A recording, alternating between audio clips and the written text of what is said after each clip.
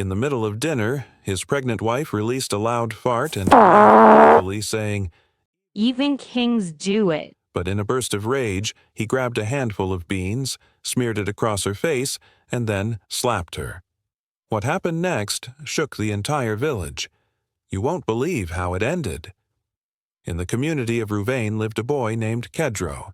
From a young age, he was very different from the other boys in his neighborhood. While the rest of them played football on the dusty ground, Kedro preferred to stay indoors. He would arrange his small pile of books neatly on the shelf, fold and refold his clothes until they looked perfect, and scrub his little wooden table until it shone. His mother, however, was never worried about his quiet habits. She would often say, proudly, "This boy will make a good husband one day. Women like neat men." As Kedro grew older, these habits only grew stronger. He ironed his shirts until there was not a single wrinkle left, kept his shoes polished so well that they reflected light, and ensured that his room remained spotless at all times. When he moved into his own small apartment, Kedro established strict rules for everyone who visited. No shoes were allowed inside, no littering under any condition, and no one was allowed to touch his belongings without permission. His friends laughed and said his apartment looked less like a home and more like a museum, so carefully kept and quiet.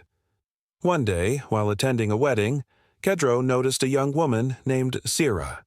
She was graceful, calm, and beautiful in her manner, but what caught his attention most was how she carefully wiped her chair before sitting down, just as he would have done.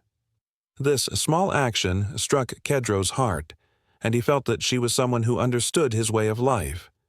Later, they spoke for the first time, and he quickly discovered that Sira also disliked disorder. Their first conversation flowed easily, as if they had known each other for years, and from that moment, their relationship blossomed quickly. Sira soon visited Kedro's apartment, and when she stepped inside, her eyes widened with amazement. "It looks like a hotel," she exclaimed, marveling at the clean plates stacked in perfect order, the sparkling glasses that caught the light, and the shining floor that had no trace of dust. Kedro, in return, treated her like royalty, making sure everything she touched was clean and every detail was carefully arranged for her comfort. Excited about the man she had found, Sira hurried to tell her best friend Nalo all about him. She described his tidy ways and how much she admired his discipline, but Nalo was not entirely convinced. With a serious tone, she warned, "Be careful, Sira. Men this neat may also be controlling. Sometimes what looks like order can turn into rules that suffocate." Sira, however, brushed off her friend's warning with a laugh, believing she had found the perfect man. The first clash between Sira and Kedro happened on a quiet afternoon. Sira had used Kedro's toilet, washed her hands, and was about to step out when Kedro called her back. His face was serious as he pointed at a faint yellow stain on the rim. "This is how toilets get dirty," he said, frowning. Sira laughed softly, thinking he was joking, but Kedro's tone carried no humor. He truly meant it. That was the first time she felt a strange weight in her heart. Soon, more incidents followed. One day, she left a biscuit wrapper on the table after snacking, and Kedro scolded her sharply for being careless. Another time, he found a used toothpick near the sink and lectured her for nearly 15 minutes. He grew furious when he saw her slippers inside the bathroom, insisting that it ruined the order of the house. To Sira, it felt less like a home and more like a military camp where every mistake carried punishment in the form of long lectures and silent anger.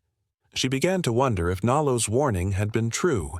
But love has its own power, and despite the red flags, the two of them decided to marry. Sira thought that by adapting to Kedro's ways, things would grow smoother between them. She forced herself to follow his rules, to clean, arrange, and polish just the way he liked. For a while, Kedro was satisfied. He walked proudly in his spotless home, thinking he had found the perfect partner who understood discipline and order. But then pregnancy came, and everything changed. At first, Sira was joyful about the child growing inside her, but soon her body became weak and heavy. She no longer had the same energy to keep up with Kedro's endless standards. Dirty dishes began to pile up in the sink, clothes lay unfolded in corners, and her once tidy room looked scattered. She even kept a spitting bowl near the bed because the pregnancy made her nauseous. Kedro was horrified every time he walked in. His eyes would scan the room, and his lips would tighten, but for the sake of his unborn child, he forced himself to endure in silence. Yet, inside, his disgust grew like fire.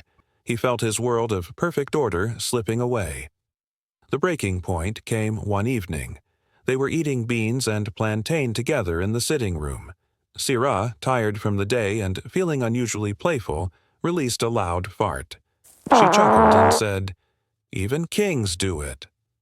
To her, it was harmless humor, but to Kedro, it was an unforgivable act. His face darkened instantly. He looked at her as though she had committed a terrible crime against his dignity. In a burst of anger, he grabbed a handful of beans and stuffed it into her mouth.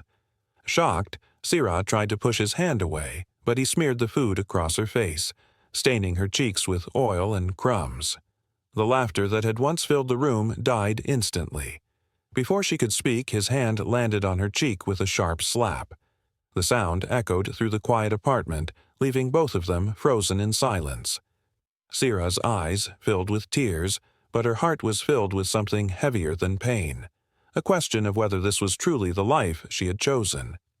Shocked and trembling after the slap, Syrah picked up her phone with shaking hands and called her elder brother, Officer Jarrell.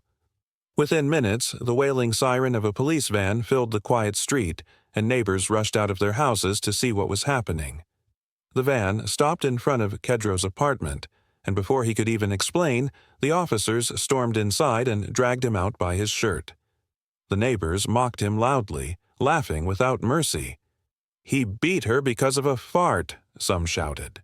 Others shook their heads, saying, all his neatness and discipline, yet he could not control his anger. Humiliation burned on Kedro's face as the police threw him into the van. At the station, the officers did not treat him kindly. They ridiculed him, saying, "So this is the great clean man of Rouvain, fighting over toilets and wrappers and now beating a pregnant woman?" Their words stabbed him like knives. They locked him in a filthy cell that stank of urine and rot. For 2 weeks he lay there, sleeping on the cold floor, swatting away flies and eating tasteless food. The man who once could not tolerate a biscuit wrapper was now forced to live in filth.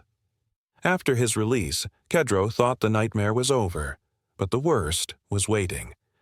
In the community of Rouvain, there was a strict law. If any man hit a pregnant woman, he would face 40 strokes of the cane in public. The people gathered in the village square, some out of anger, others out of curiosity. Kedro was tied to a wooden pole, while men of the council carried long canes. One by one, the lashes landed on his back with sharp cracks, tearing through his skin. He screamed, begged, and cried, but the punishment did not stop until all 40 strokes were delivered. By the end, he collapsed to the ground, bloodied and weak, with no strength left in him.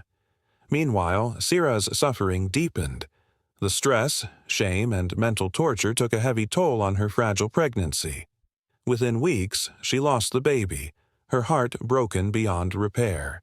With tears streaming down her face, she told Kedro firmly, "I cannot live with a mentally sick man. Marriage is not supposed to feel like prison. I choose peace over pain." With that, she parted ways with him, walking out of his life forever. Left alone, bruised in body and spirit, Kedro finally began to reflect. His obsession with neatness had destroyed the very love he had longed for.